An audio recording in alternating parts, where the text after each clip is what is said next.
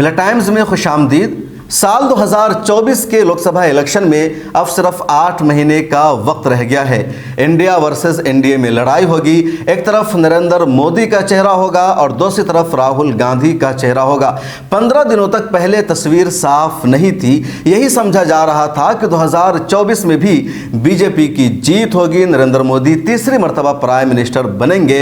लेकिन पिछले एक हफ्ता में माहौल बदल गया है, सर्वे बदल गया है। एक हफ्ता पहले जो सर्वे आ रहा था, अब का सर्वे उसके बिल्कुल बरक्स आ रहा है। अब राहुल गांधी और नरेंद्र मोदी में सीधी सीधी टक्कर देखी जा रही है।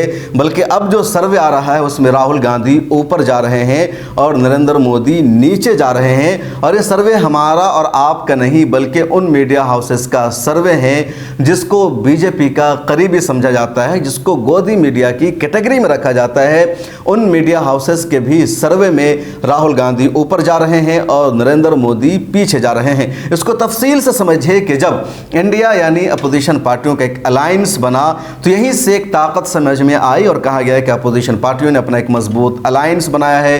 तमाम बड़ी बड़ी पार्टियां उस अलायंस में आ गई है। कांग्रेस के साथ अरविंद केजरीवाल नहीं आना चाहते थे, ममता बनर्जी नहीं आना चाहती थी, लेकिन ये सब आगे मजबूत अलायंस बना। लेकिन अब भी कहा जा रहा था कि इस अलायंस के पास कोई चेहरा नहीं है जो नरेंद्र मोदी को टक्कर दे सके, जिसका मुकाबला उससे किया जा सके। राहुल गांधी का एक चेहरा था लेकिन अदालती फैसले की वजह से वो डिस्क्वालीफाइड हो चुके थे, उनकी पार्लियामेंट की मेंबरशिप जा चुकी थी। लेकिन अचानक जब सुप्रीम कोर्ट का फैसला आ गया और राहुल गांधी की मेंबरशिप बहाल हो गई, वो दोबारा सांसद बन गए, यानी उनकी जो मेंबरशिप की उनकी जो पार्लियामेंट की मेंबरशिप है वो बहाल हो गई। और राहुल गांधी ने अगले ही दिन जाकर के पार्लियामेंट में अविश्वास प्रस्ताव यानी नो कॉन्फिडेंस मोशन पर जो भाषण दिया, वहीं से राहुल गांधी सीधे सीधे नरेंद्र मोदी के मुकाबले में आ गए। नो कॉन्फिडेंस मोशन पार्लियामेंट में लेकर आई थी अपोजिशन पार्टियां और खासतौर पर कांग्रेस। पहले दिन भाषण किया राहुल गांधी ने और तकरीबन आधे घंटे का भाषण था। उसके अगले दिन नरेंद्र मोदी ने उस भाषण का जवाब दिया और उन्होंने 2 घंटे तक भाषण किया। दोनों का भाषण हो जाने के बाद ट्विटर पर, सोशल मीडिया पर बहुत सारे मीडिया हाउसेस ने एक पोल कराया। किसी के पोल का टाइटल यह था कि आपको राहुल गांधी और नरेंद्र मोदी में से किसका भाषण ज़्यादा असरअंदाज लगा।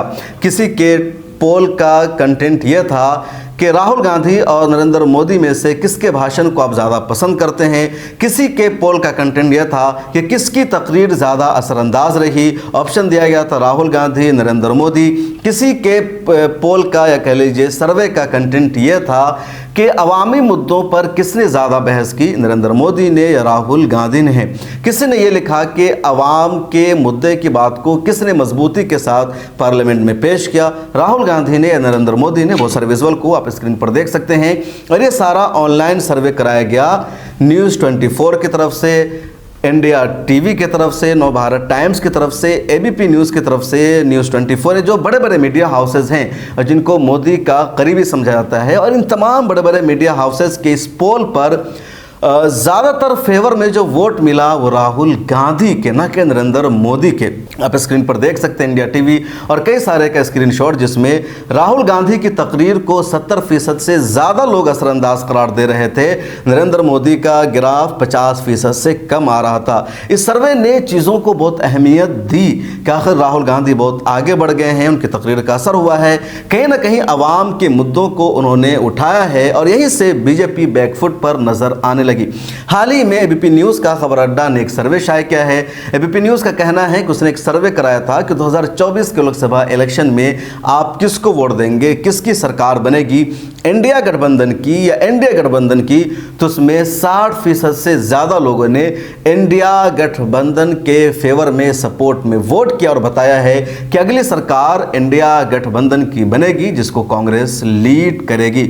तो कहीं ना कहीं जो माहौल है, जो समीकरण है वो चेंज होता हुआ नजर आ रहा है और कांग्रेस राहुल गांधी के हक में बनता हुआ नजर आ रहा है। और बीजेपी पर आप नज़र डालेंगे, बीजेपी के सियासी स्टाइल पर आप नज़र डालेंगे तो कहीं ना कहीं आपको भी लगेगा कि 2024 बीजेपी के लिए बहुत मुश्किल है। 19 और 14 जैसा इलेक्शन नहीं होगा और वजह साफ है कि जिन लोगों ने नरेंद्र मोदी के नाम पर वोट दिया था, जो लोग न इधर के वोटर थे न उधर के वोटर थे, जो किसी आइडियोलॉजी को बिलोंग नहीं करते बल्कि विकास के लिए वोट करते हैं, उन लोगों को साल 2014 में लगा था कि नरेंद्र मोदी की वजह से देश की तरक्की होगी।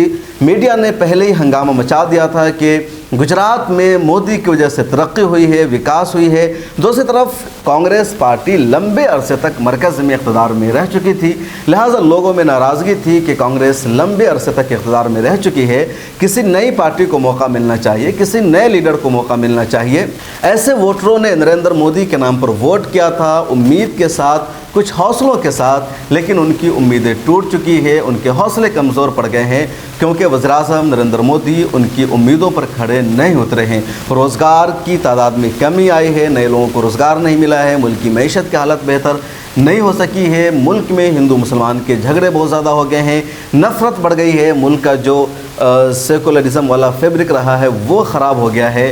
तो ऐसे जो वोटर्स हैं वो इस मरतबा नरेंद्र मोदी की तरफ अपना झुकाव नहीं रखते हैं। एक और बड़ी वजह इसकी देखी जा सकती है कि इस मरतबा बीजेपी की बहुत ज़्यादा तवज्जो है मुसलमानों की तरफ, मुस्लिम वोट को हासिल करने की तरफ। अब बीजेपी डायरेक्ट मुसलमानों का वोट हासिल करने के बजाय मुसलमानों को तकसीम करके उनका वोट हासिल कर रही है। चुनांचे वज़ीर-ए-आज़म नरेंद्र मोदी की तरफ से बार बार कहा जाता है पसमादा मुसलमान, और इन दिनों वज़ीर-ए-आज़म नरेंद्र मोदी ने पसमादा मुसलमानों के लिए बज़ाहिर कई काम भी किया। जैसे एक काम यह किया कि पूरी बीजेपी की जो लीडरशिप है, यानी बीजेपी के लोकसभा में जितने मेंबर है, राज्यसभा में जितने मेंबर है, उसमें सिर्फ एक मुसलमान राज्यसभा में मेंबर है।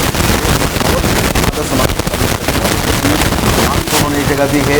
उत्तर प्रदेश में कई सारे ओहदों पर पसमादा ग्रुप से ताल्लुक़ रखने वाले मुसलमानों को नरेंद्र मोदी ने बैठाया है और टीवी चैनल पर वजीफे लियाकत और इस तरह के लीडरों को बाज़ाब्ता ड्यूटी लगाई गई है, उनकी जिम्मेदारी लगाई गई है कि पसमादा मुसलमानों को अपने दफ्तर में बुलाए और उनसे कहलवाए कि नरेंद्र मोदी ने हमारे लिए बहुत ज़्यादा काम किया है, उनसे बहुत ज़्यादा उम्मीद है, ताकि उनका वोट हासिल किया जा सके।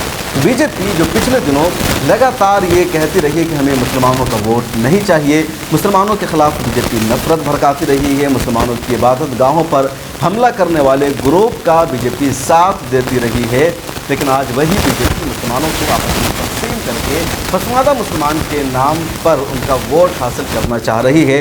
तो कहीं ना कहीं बीजेपी को लग रहा है कि जो वोट पिछले दिनों में मिला था वो अब नहीं मिल रहा है, कुछ नया वोट बैंक चाहिए और वो मुसलमानों का वोट बैंक बीजेपी हासिल करना चाह रही है। और भी कई सारी चीज़ें हैं, आगे तफसील से बातचीत करेंगे। आपका क्या ख्याल है, 2024 में किसकी सरकार बनेगी, किसकी जीत होगी, कमेंट सेक्शन में ज़रूर लिखिएगा।